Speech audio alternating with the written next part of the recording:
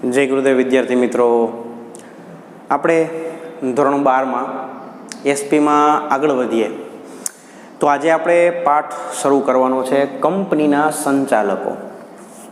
આપણે શેર વિશે ભણ્યા, ડિબેન્ચર વિશે ભણ્યા અને સભ્યપદ વિશે ભણ્યા.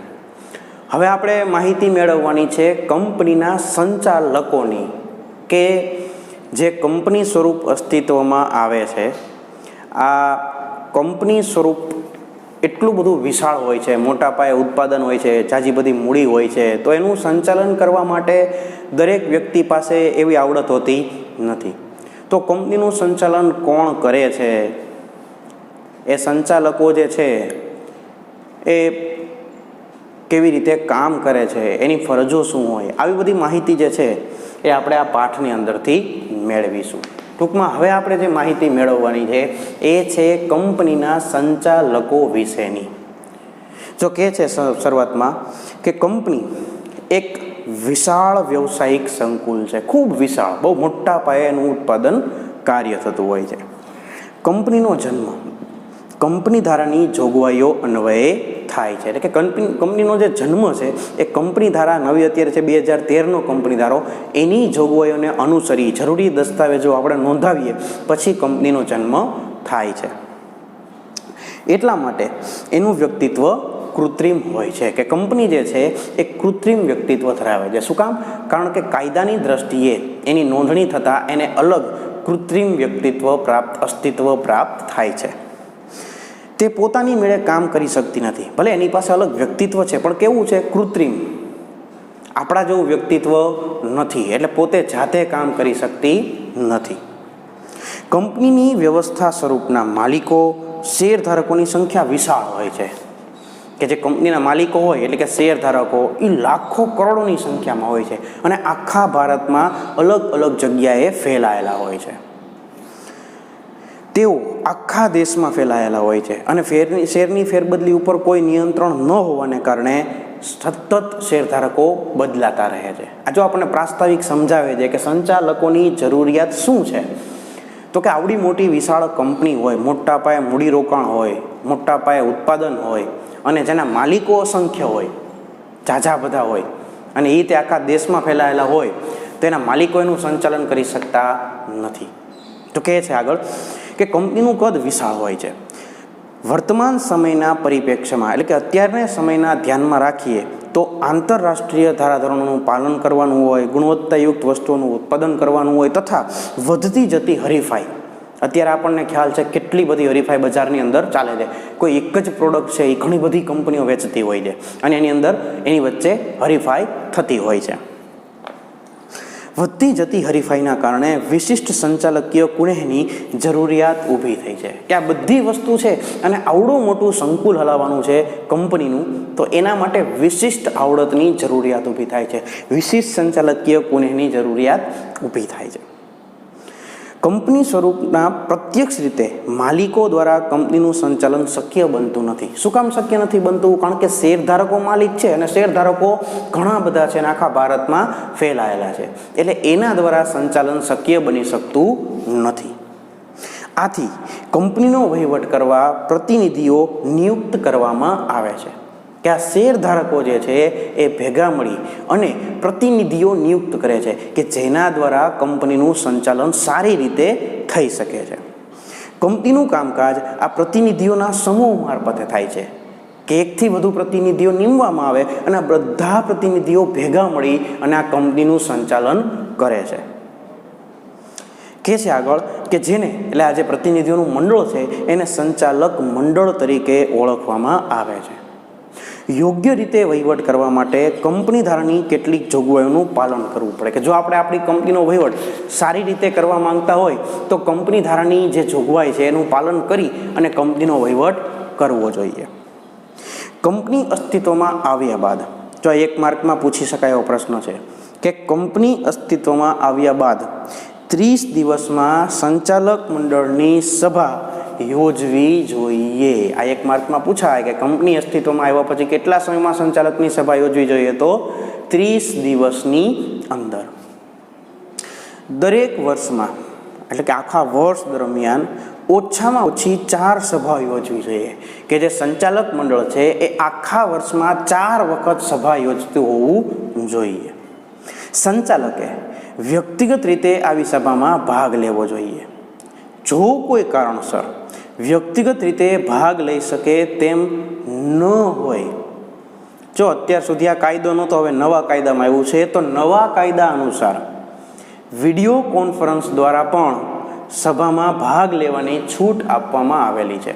અત્યાર સુધી શું હતું, જૂના કંપની ધારામાં કે કોઈ સંચાલક ભાગ ન લઈ શકે તો ગેરહાજર રહે, પણ નવા કંપની ધારા પ્રમાણે સંચાલકોને એવી જોગવાઈ કરેલી છે, સંચાલકોને એવી સુવિધા આપેલી છે કે જો પોતે રૂબરૂ હાજર રહી શકે તેમ ન હોય તો વિડીયો કોન્ફરન્સિંગથી પણ પોતાની હાજરી આપી શકે છે. કંપની ધારા 2013 અનુસાર સભા માટે, જો આ પણ એક માર્કમાં પૂછાઈ શકે, ઓછામાં ઓછી 1/3 અથવા ઓછામાં ઓછા 2 સંચાલકો, આ બેમાંથી જે વધારે સંખ્યા હોય એટલા હાજર હોવા જરૂરી છે.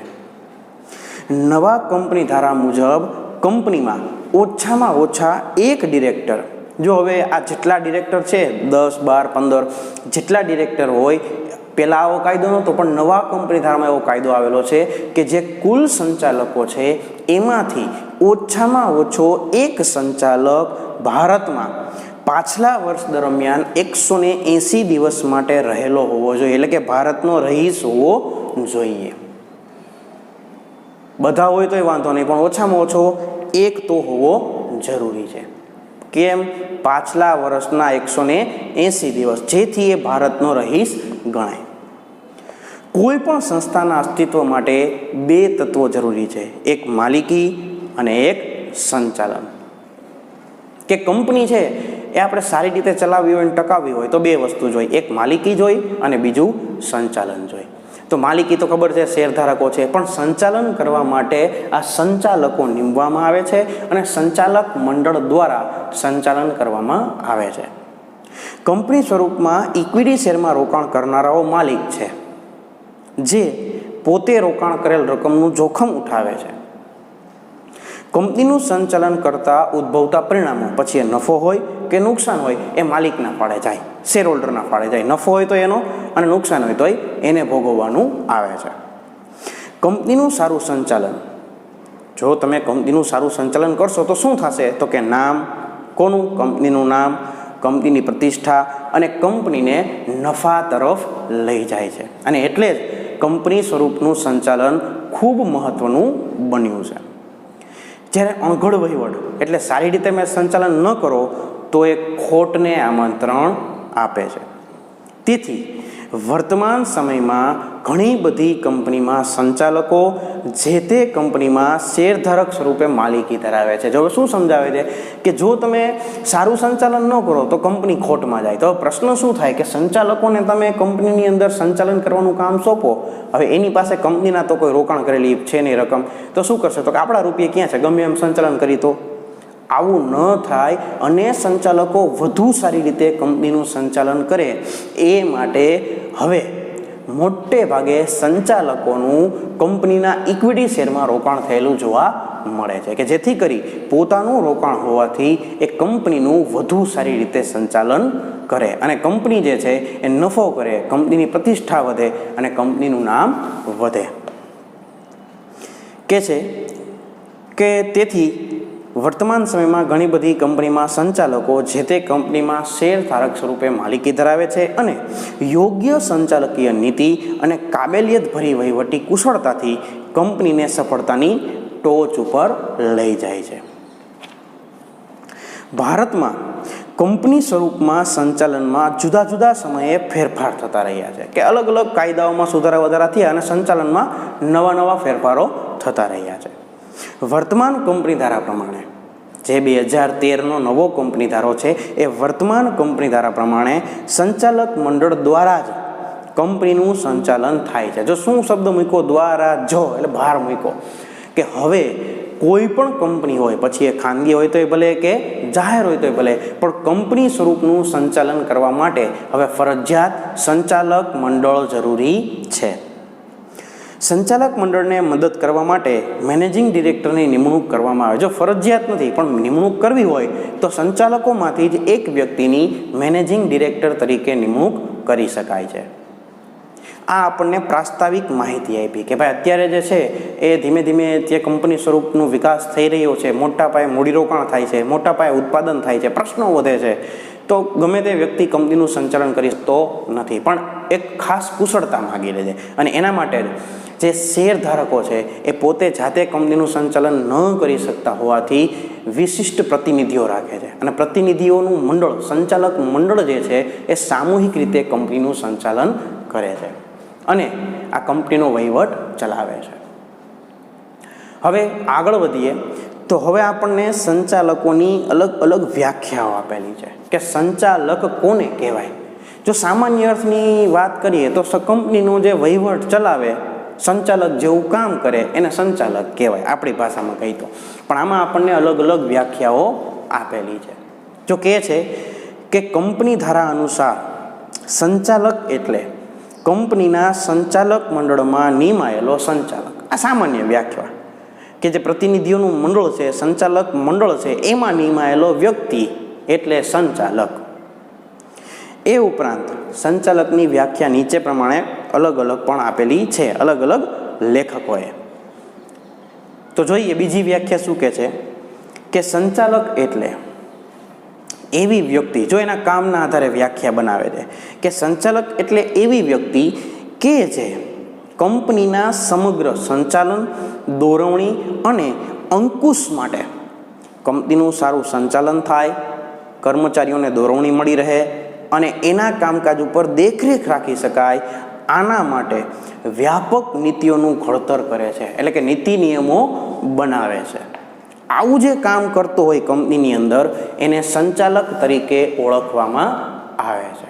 જો આ બીજી વ્યાખ્યા. પેલી વ્યાખ્યા કરતાં થોડીક વ્યવસ્થિત છે કે કંપનીની અંદર સંચાલન, દોરવણી આપવાનું, અંકુશ રાખવાનું જે વ્યક્તિ કામ કરતો હોય, એના માટે નીતિ ઘડતરનું કામ કરતો હોય એને સંચાલક તરીકે ઓળખવામાં આવે છે.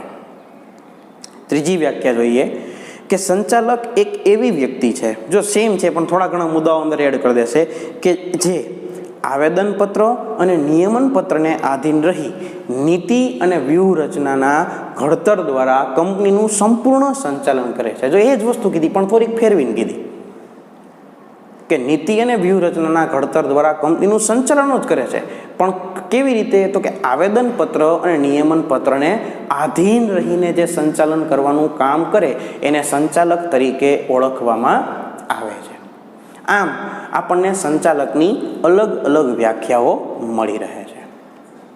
પણ મોટે ભાગે આપણને ખ્યાલ આવી જાય કે જે એકમની અંદર નીતિ ઘડતરનું કામ કરતો હોય, કર્મચારીઓને દોરવણી આપતો હોય, એના માટે નીતિ નિયમો બનાવતા હોય, આવું જે કામ કરનાર વ્યક્તિ હોય એને કંપનીના સંચાલક તરીકે ઓળખવામાં આવે છે.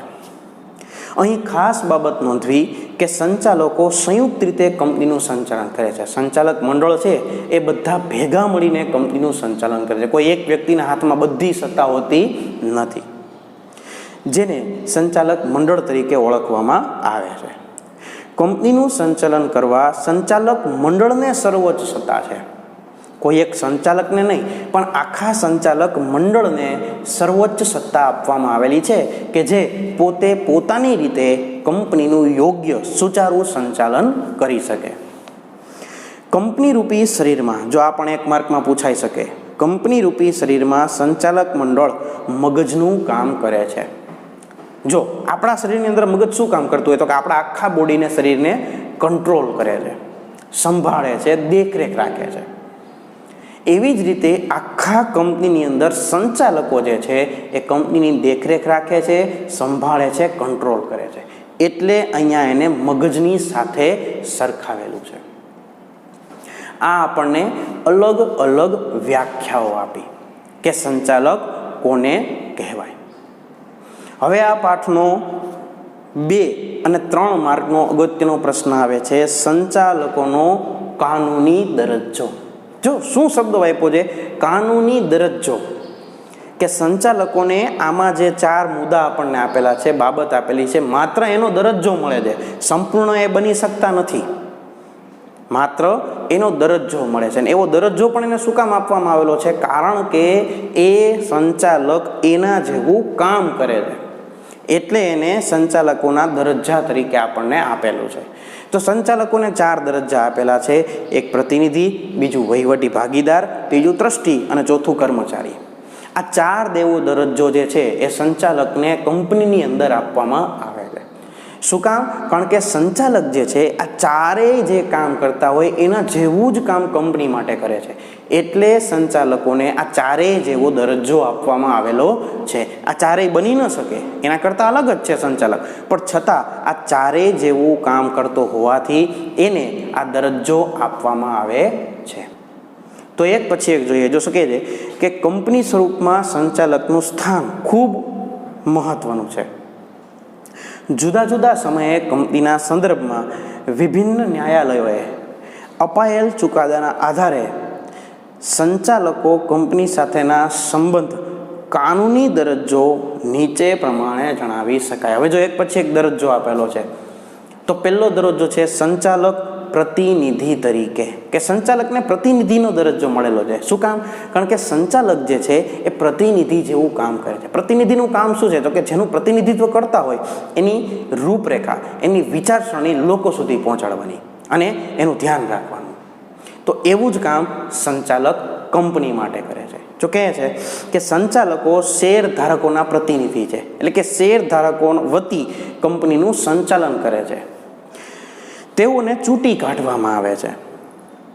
તેમની સેવા બદલ તેમને મહેનતાણું આપવામાં આવે છે, પરંતુ કંપનીના પગારદાર કર્મચારીઓ નથી, સંચાલકો છે. કર્મચારીઓ કરતાં ઉપરો દરજ્જો છે, પણ એ જે કંપનીને સેવા આપે છે, કંપનીને જે એના જ્ઞાનનો લાભ આપે છે, એના બદલામાં એને મહેનતાણું આપવામાં આવે છે. કારણ કે કંપનીનું સંચાલક શેર ધારકો દ્વારા ચૂંટાયેલા પ્રતિનિધિઓ દ્વારા કરવામાં આવે છે. સંચાલકો કંપનીના આવેદનપત્રમાં જણાવેલ સત્તાની મર્યાદામાં રહીને કાર્ય કરે છે. કે સંચાલકોને જે કામ આપેલું છે એ કેવી રીતે કરવાનું? તો કે આવેદનપત્રની સત્તાની મર્યાદામાં. આવેદનપત્રથી સત્તાથી બહાર કોઈ કામ સંચાલક મંડળ કરી શકતું નથી.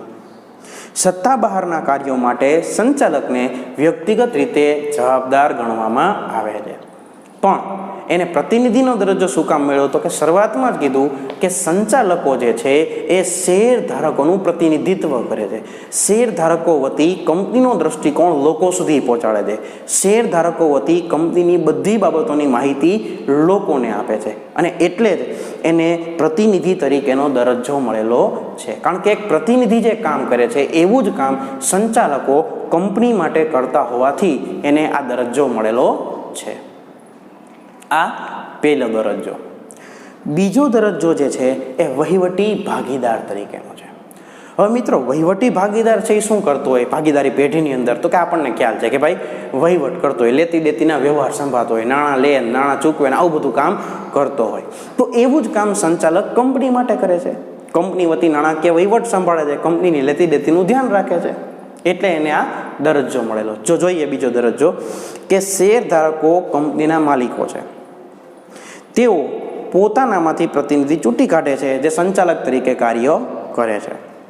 આમ સંચાલકોનો દરજ્જો વહીવટી ભાગીદાર તરીકેનો હોય છે, અને માલિકીની હેસિયતથી જો હવે એના વતી શું શું કામ કરે? તો જો શેર વેચણી કરે, શેર પર હપ્તા મગાવવા વગેરે પ્રકારના સામૂહિક નિર્ણયો લે છે, પણ છતાં તેમને સંપૂર્ણ ભાગીદાર ન કહી શકાય. ભાગીદારની જેમ જ રૂપિયા લેશે, શેર લેશે, હપ્તા મંગાવશે, રૂપિયા બધું વહીવટ કરશે, પણ માત્ર એને વહીવટી ભાગીદારનો દરજ્જો જ મળી શકે છે. વહીવટી ભાગીદાર સંપૂર્ણ કહેવાતા નથી.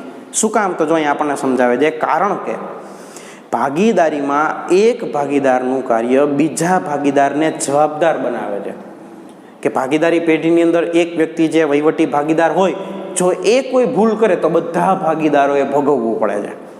જ્યારે સંચાલકોમાં એવું હોતું નથી. જે સંચાલક ભૂલ કરે એ પોતે જ ભોગવે છે, બધાએ ભોગવવું પડતું નથી. જો પરંતુ સંચાલક પોતાના કાર્ય માટે અન્ય સંચાલકોને જવાબદાર બનાવી શકે નહીં. આ પહેલું કારણ. અને બીજું કારણ છે કે ભાગીદારો વચ્ચેનો સંબંધ કાયમી છે. જ્યાં સુધી ભાગીદારી પેઢી રહેશે ત્યાં સુધી ભાગીદારોનો સંબંધ રહેશે. જ્યારે સંચાલકો જે છે એને વારા પરથી નિવૃત્ત થવું પડે છે.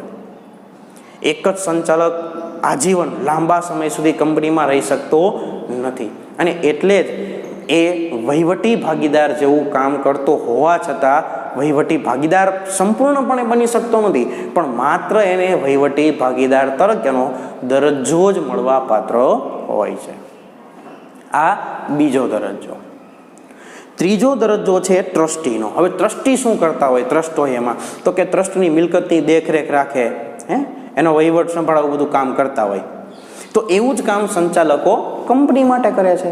જો કહે છે કે કંપનીના શેરધારકો દ્વારા સંચાલકોને ચૂંટી કાઢવામાં આવે ત્યારે તેને કંપનીની મિલકતો અને ભંડોળનો વહીવટ સોંપવામાં આવે. જો આવ્યું કે ટ્રસ્ટી જેમ ટ્રસ્ટ મંડળની મિલકતો અને ભંડોળનો વહીવટ કરે છે, તેવી જ રીતે સંચાલકોને કંપનીની મિલકતો અને ભંડોળનો વહીવટ સોંપવામાં આવે છે.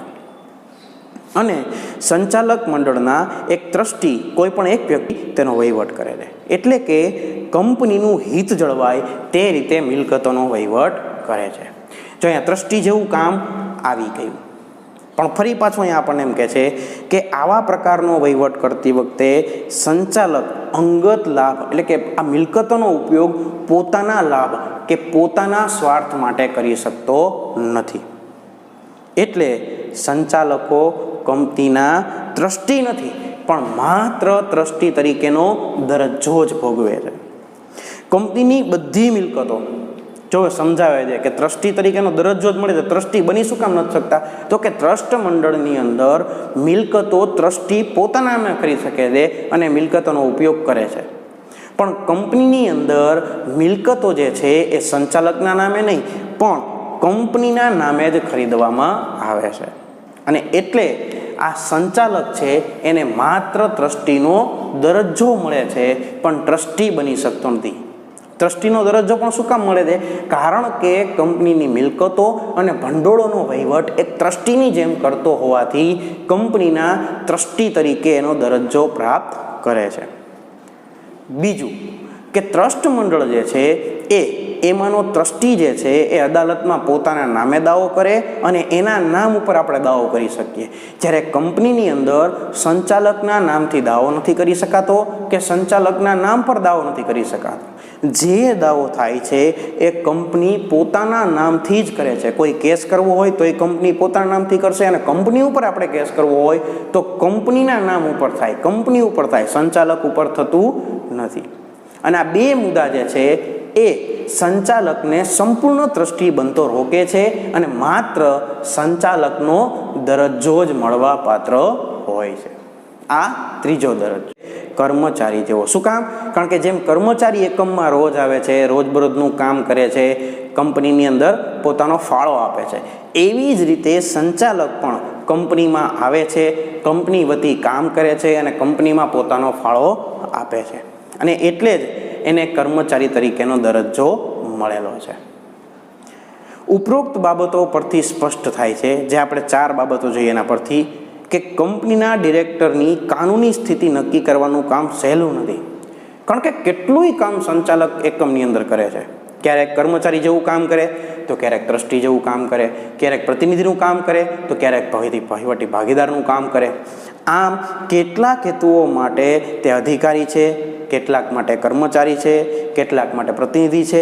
એટલે આ બાબત ઉપરથી આપણને ખ્યાલ આવે કે એકમની અંદર સંચાલક જે છે એ ખૂબ વિશ્વસનીય સ્થાન ધરાવે છે, એક વિશેષ સ્થાન ધરાવે છે. આ આપણે વાત કરી સંચાલકોના કાનૂની દરજ્જાની. 4 પ્રકારનો દરજ્જો મળે. પહેલો મળે પ્રતિનિધિનો. શું કામ? કારણ કે શેરધારકો વતી પોતાનું કામ એકમ ચલાવવાનું કામ કરે છે, શેરધારકો વતી કંપનીની માહિતી લોકો સુધી પહોંચાડે છે, એટલે પ્રતિનિધિ જેવું કામ કરતા હોવાથી પ્રતિનિધિ. વહીવટી ભાગીદાર. શું કામ? તો કે જેમ વહીવટી ભાગીદાર એકમનો નાણાકીય વહીવટ સંભાળે તેવી જ રીતે સંચાલક પણ કંપનીનો વહીવટ સંભાળતો હોવાથી વહીવટી ભાગીદારનો દરજ્જો મળે. ત્રીજું ટ્રસ્ટી તરીકેનો દરજ્જો. શું કામ? તો કે ટ્રસ્ટીની જેમ જ સંચાલક કંપનીની મિલકત અને ભંડોળનો વહીવટ કરતો હોવાથી એ ટ્રસ્ટી તરીકેનો દરજ્જો ભોગવે છે. અને કર્મચારી તરીકેનો દરજ્જો. શું કામ? તો કે કર્મચારીની જેમ જ એકમમાં રોજ આવે છે અને એકમના કાર્ય કરે છે, પોતાની જવાબદારી બજાવે છે, એટલે કર્મચારી તરીકેનો દરજ્જો પ્રાપ્ત થાય છે. આ પ્રશ્ન 2 અને 3 માર્કની અંદર પૂછાઈ શકે છે. જો 2 માર્કમાં પૂછાય તો માત્ર તમારે એના મુદ્દા જ લખવાના થાય, અને જો 3 માર્કમાં પૂછાય તો તમારે આ પ્રશ્ન સવિસ્તાર સમજાવવો પડે. આ આપણે વાત કરી સંચાલકોના કાનૂની દરજ્જાની. હવે આવે છે સંચાલકોની સંખ્યા અને તેમનો ઓળખ ક્રમાંક. તો વાત કરીએ સંચાલકોની સંખ્યાની, તો સૌથી પહેલાં આપણને સંચાલકોની સંખ્યા દર્શાવે છે કે કઈ કંપનીમાં કેટલી હોય. તો યાદ રાખો, એક માર્કમાં પ્રશ્ન પૂછાઈ શકે છે. તો સૌથી પહેલાં જાહેર કંપની માટે, તો દરેક જાહેર કંપનીમાં ઓછામાં ઓછા 3 ડિરેક્ટર હોવા જોઈએ, વધુમાં વધુ કોઈ લિમિટ નથી. પછી ખાનગી માટે કંપનીમાં ઓછામાં ઓછા 2 સંચાલક હોવા જોઈએ. અને એકલ વ્યક્તિની વાત કરીએ તો એકલ વ્યક્તિમાં તો ઓછામાં ઓછો 1, કારણ કે પોતે જ બધું છે, માલિકે પોતે છે, એટલે 1 ઓછામાં ઓછો સંચાલક હોવો જોઈએ. અને જો વધુમાં વધુ વાત કરીએ તમામ પ્રકારની કંપનીઓ માટે, તો કંપનીમાં વધુમાં વધુ 15 ડિરેક્ટર રાખી શકાય. અને જો 15થી સંખ્યા વધારવી હોય તો ખાસ ઠરાવ પસાર કરી અને વધારાના ડિરેક્ટર નિમી શકાય છે. આ આપણને વાત કરી સંચાલકોની સંખ્યાની, કે જાહેર હોય તો ઓછામાં ઓછા 3, ખાનગી હોય તો ઓછામાં ઓછા 2, અને એકલ વ્યક્તિ કંપની હોય તો ઓછામાં ઓછો 1. અને વધુમાં વધુ તમામ કંપની માટે 15 ડિરેક્ટર હોય અને 15 ડિરેક્ટરથી વધારે ડિરેક્ટર રાખવા હોય તો ખાસ ઠરાવ પસાર કરી અને વધુ ડિરેક્ટર રાખી શકાય છે. પછી વાત કરીએ એક વ્યક્તિ કેટલી કંપનીમાં ડિરેક્ટર બની શકે. તો કહે છે કે કોઈ પણ એક વ્યક્તિ જો ખાનગી અને જાહેર એમ બંને જુદા જુદા પ્રકારની કંપનીમાં ડિરેક્ટર હોય તો વધુમાં વધુ 20 કંપનીમાં ડિરેક્ટર તરીકે હોદ્દો ધારણ કરી શકે, એટલે કે 20 કંપનીમાં સંચાલક તરીકે રહી શકે. પણ ક્યારે? ખાનગી અને જાહેર બંને પ્રકારની કંપનીમાં હોય તો. પરંતુ જો માત્ર જાહેર કંપનીમાં જ ડિરેક્ટર તરીકે રહેવું હોય તો વધુમાં વધુ 10 કંપનીની અંદર ડિરેક્ટર તરીકે કામ કરી શકે છે. કંપની ધારામાં એવી પણ જોગવાઈ કરેલી છે કે શેર હોલ્ડરો ખાસ ઠરાવ કરી અને સંખ્યા ઘટાડી શકે કે ના ભાઈ તમે 20માં કે 10માં ને 1, 2, 3 કે 4 એટલામાં જ સંચાલક તરીકે કામ કરો. પણ ક્યારે? સંચાલકને શેર હોલ્ડરો કહે તો. નહીં તો ખાનગી અને જાહેર 2 કંપની હોય તો ઓછામાં ઓછા 20 અને માત્ર જાહેર કંપની હોય તો ઓછામાં ઓછા 10.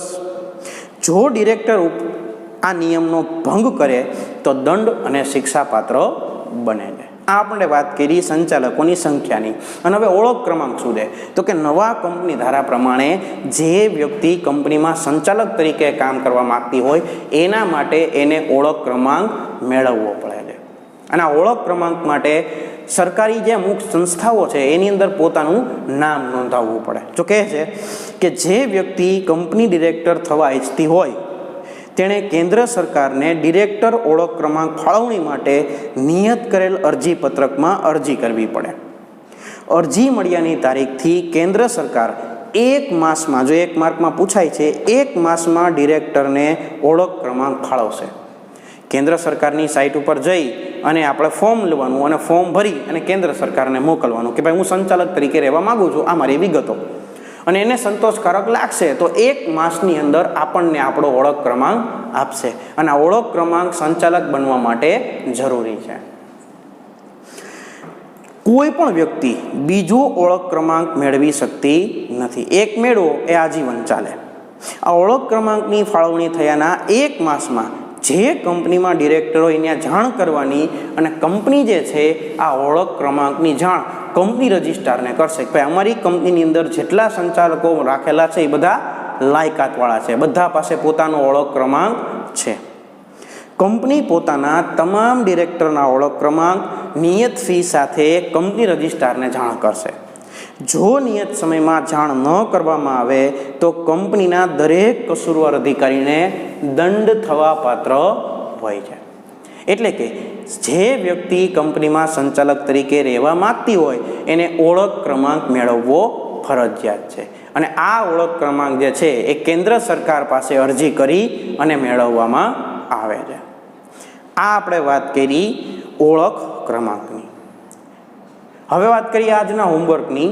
તો આજના હોમવર્કની અંદર દરેક વિદ્યાર્થીએ અત્યાર સુધી જેટલું ચલાવ્યું એ એક વખત ઝીણવટપૂર્વક વાંચી લેવું. હવે આપણે આવતા લેક્ચરની અંદર શરૂઆત કરશું સંચાલકોની નિમણૂક અને તેના પ્રકારો વિશે. પણ અત્યારે આપણે આપણા લેક્ચરને અહીંયા વિરામ આપીએ છીએ. અસ્તુ. જય ગુરુદેવ.